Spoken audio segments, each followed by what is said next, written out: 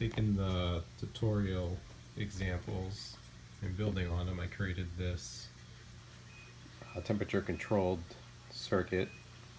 It will do things like show us the current date and time, it'll show us the current temperature, humidity.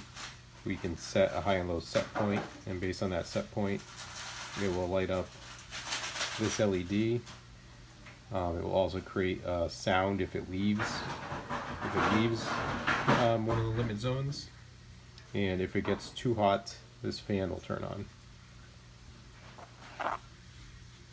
So I have the LED set, so when it's in zone, it's green.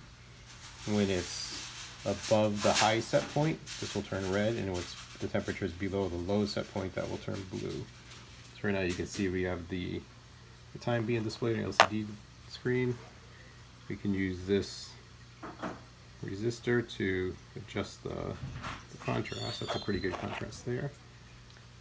Control to our circuit is through this IR remote and sensor.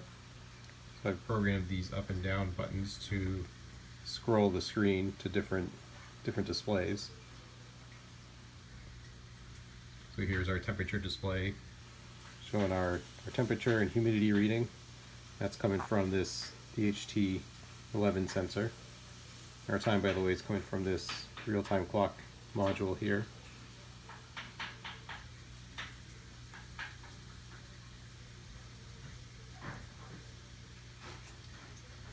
We also display our heat index, which is the temperature taking into account the humidity.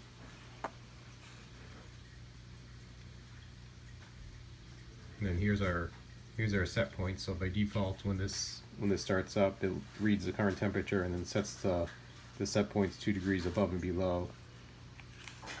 This A indicates the set point I can adjust. So I've programmed the remote that I can use the volume up and down buttons on the remote to adjust the set point.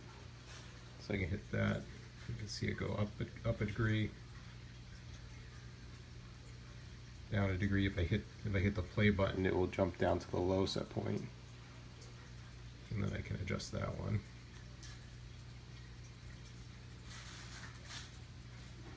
So I'm gonna right now, so we can see our temperature controller work. Let's go back for a second and look at our temperature.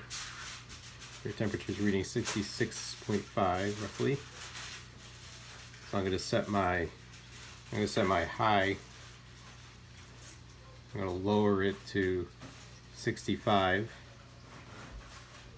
Oops. Make that the active one. So lower that to 65.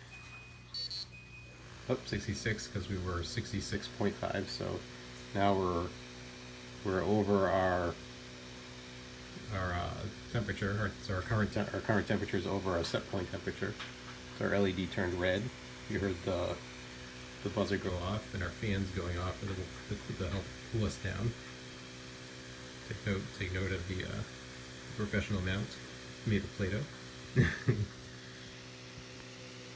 So we can now increase our high set point. That put us back into our comfort zone, so the fan stopped. We'll do something similar by raising the lower set point, which will cause our circuit to detect that that our current temperature is actually too cold.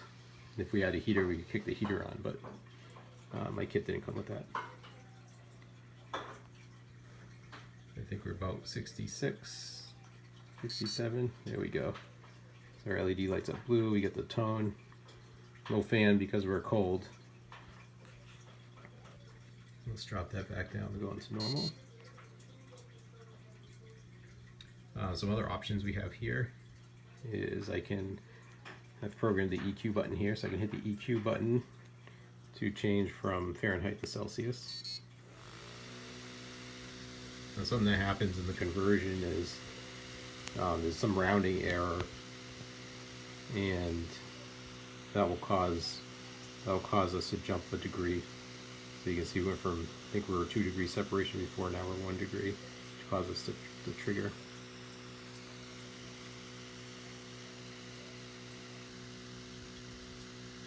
So I initially programmed the ability to set a fan speed and fan direction, and that was using the digital PWM pin.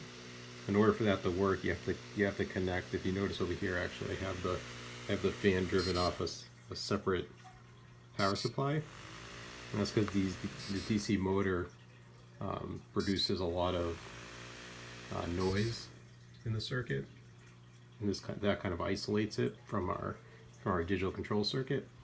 In order to get the PWM pins to work, so I can actually adjust the fan speed and direction, I need to tie the ground of my Arduino board to the ground of this power supply. And I noticed by doing that, I end up impacting my LCD screen and my IR receiver, and it results in the circuit. It results in those components not working. So for now, we cut that feature out and we just have the fan turn on and off. And the fan's driven off this H driver chip, which is essentially like internally it's like the transistor resistor combination from the tutorial. Let's fix our set point so our fan doesn't go crazy here. I don't have any hysteresis built in, so.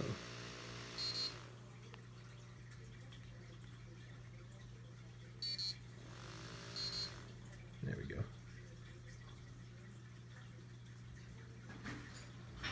Back to the date. So I'll switch that back to Fahrenheit and hitting the YouTube button. And there we are. So there's my my custom circuit using quite a few of the components that came from my Mega 2560 complete kit. I kind of started to run low on wires actually, and that's it.